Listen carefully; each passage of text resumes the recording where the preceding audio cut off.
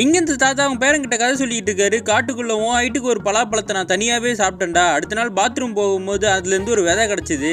அதை நான் போச்சு வச்சா நம்ம வீட்டுக்கு வெளியவே வந்து பெரிய மரமா வளர்ந்து இப்ப பலாப்பழம்லாம் காய்க்க ஆரம்பிச்சிச்சுன்னு உடனே இந்த பையனை கிண்டல் பண்ணிக்கிட்டு இருக்கான் தாத்தாவை.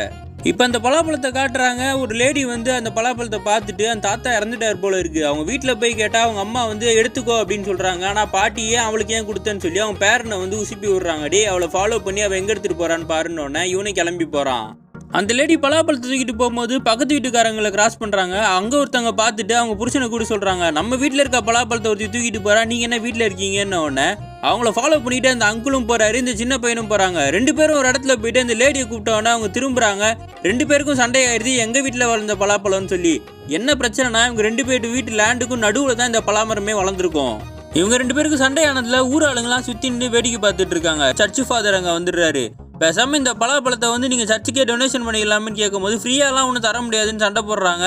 அப்போ அங்கே பஞ்சாயத்து யூனியன் மெம்பர் வந்து சொல்றாரு, நீங்க வேணா இந்த பலாப்பழத்தை எடுத்துட்டு வாங்க, நம்ம வந்து ஏலத்துக்கு விடுவோம், அந்த காசை வேணா நீங்க ரெண்டு பேரும் பிரிச்சுக்கோங்கன்னு அவனு ரெண்டு பேரும் ஒத்துக்கிறாங்க.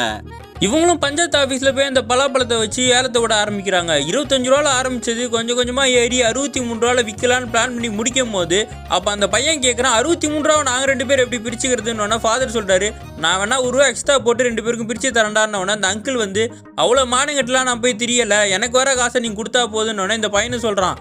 ஆமாம் நானும் அந்த ஆள் மாதிரி கேவலமான ஆள் இல்லைன்னு அவங்களுக்குள்ள சண்டையே அந்த அங்கிள் வந்து சின்ன பையனை அரைஞ்சிடுறாரு.